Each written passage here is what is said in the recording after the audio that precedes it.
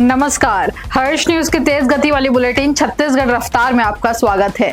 चलिए शुरू करते हैं क्षेत्रीय खबरों की तेज बुलेटिन छत्तीसगढ़ रफ्तार। बस्तर को रायपुर से जोड़ने वाली महत्वाकांक्षी रावघाट जगदलपुर रेल लाइन परियोजना को केंद्रीय बजट 2026-27 में बड़ी राहत मिली है। इस परियोजना के लिए अनुमानित कुल लागत 3,513.11 करोड़ रुपए का पूर्ण प्रावधान किया गया है, ताकि फंड की कमी के कारण काम प्रभावित ना हो।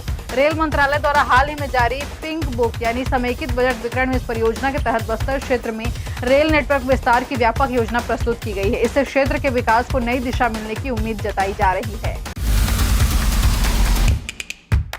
राजधानी रायपुर के न्यू राजेंद्र नगर स्थित ILS हॉस्पिटल में शुक्रवार की रात बड़ा हादसा हो गया। अस्पताल के चौथे फ्लोर की छत अचानक गिर गई, जिससे 4 से ज्यादा मरीज घायल हो गए। घटना के बाद पूरे अस्पताल में अफरा तफरी मच गई और मरीजों और कर्मचारियों में डर का माहौल बन गया है।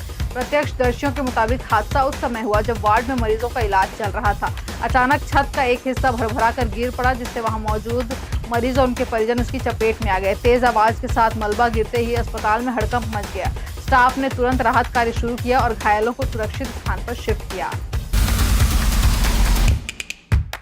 रायपुर में बॉयफ्रेंड ने उसकी प्रेमिका को परेशान करने वाले युवक को जिंदा जमीन में दफना दिया। लाठी से हमला करने के बाद युवक बेहोश हो गया था। आरोपी उसी हालत में युवक को माना से अभनपुर ऑटो में लेकर गए, जहां खदान में जमीन खोद कर दफना दिया। घटना के 5 दिन बाद उसकी लाश मिली थी। मामला अभनपुर थाना क्षेत्र का है। मृतक पाकिस्तानी मूल का था, उसे भारतीय नागरिकता नहीं मिली थी। रायपुर में रहकर वह ठेकेदारी कर रहा था। पीएम रिपोर्ट में मुंह और सांस नली में मिट्टी जाने से मौत की पुष्टि हुई है। मर्डर में गर्लफ्रेंड सहित 6 आरोपी शामिल हैं। पुलिस ने 5 को गिरफ्तार कर लिया है। जानकारी के मुताबिक आरोपी युवक को अधमरी हालत में ऑटो से 40 किलोमीटर दूर ले गए। इस बीच 4 थानों से होकर गुजरे, लेकिन पुलिस को इसकी भनक तक नहीं लगी। छत्तीसगढ़ में मौसम का मिजाज बदलता नजर आ रहा है। पिछले 24 घंटों के दौरान मध्य क्षेत्र में अधिकतम तापमान में 1 से 2 डिग्री सेल्सियस की गिरावट दर्ज की गई है, जबकि बाकी इलाकों में तापमान में कोई खास बदलाव नहीं हुआ है। मौसम विभाग के अनुसार अगले 4 दिनों में उत्तर और मध्य छत्तीसगढ़ के अलग अलग स्थानों पर गरज चमक के साथ आंधी तूफान की स्थिति बने रहने की संभावना है। इस दौरान तेज हवाएं चलने के साथ ही बिजली गिरने का भी खतरा बना रहेगा और खास तौर पर आज यानी 4 अप्रैल को ओलावृष्टि की संभावना कई जिलों में जताई गई है। छत्तीसगढ़ के रायपुर स्थित नौकार हॉस्पिटल में शुक्रवार को महिला के इलाज के दौरान उसके मायके और ससुराल पक्ष के आमने सामने आ गए। देखते ही देखते विवाद बढ़ गया और दोनों पक्षों के बीच जमकर मारपीट और धक्का मुक्की शुरू हो गई। घटना की जानकारी मिलते ही 2 थानों की पुलिस मौके पर पहुंची और दोनों पक्षों को समझा बुझाकर मामला शांत कराया। दरअसल महिला फांसी के फंदे पर लटक गई थी। उसे अस्पताल में भर्ती कराया गया था। इस दौरान ससुराल और मायके पक्ष के बीच विवाद हो गया। मायके पक्ष ने इसे प्लानिंग के तहत हत्या की कोशिश बता दिया और घटना सिटी कोतवाली थाना क्षेत्र की है।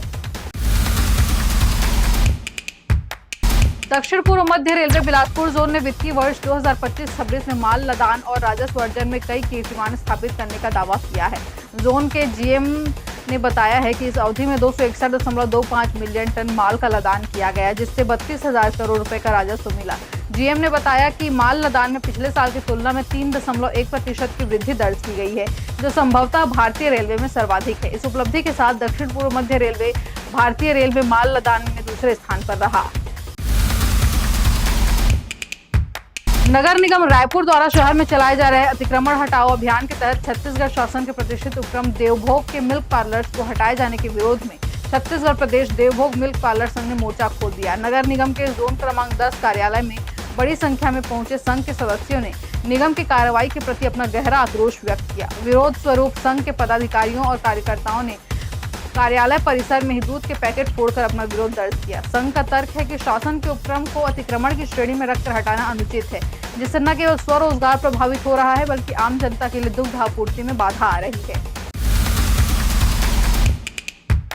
छत्तीसगढ़ में प्रदेश का नाम राष्ट्रीय और अंतर्राष्ट्रीय स्तर पर रोशन करने वाले पदक विजेता खिलाड़ी पिछले 9 सालों से उत्कृष्ट खिलाड़ी घोषित होने का इंतजार कर रहे हैं। उनकी उपलब्धियां फिलहाल सरकारी फाइलों में सिमट कर रह गई है। नई सरकार के गठन के बाद खिलाड़ियों को उम्मीद जगी थी, लेकिन 1.5 साल बीत जाने के बाद भी स्थिति जस की तस बनी हुई है। उत्कृष्ट खिलाड़ियों के चयन के लिए 6 सदस्यीय हाई लेवल कमेटी का गठन किया गया था, लेकिन अब तक इसकी एक भी बैठक नहीं हो पाई है। मंत्रालय में खिलाड़ियों की सूची धूल खा रही है। इससे खिलाड़ियों में निराशा बढ़ती जा रही है। छत्तीसगढ़ रफ्तार की आज की बुलेटिन में फिलहाल इतना ही। अपने आसपास की खबरों से जुड़े रहने के लिए बने रहें हर्ष न्यूज के साथ। नमस्कार।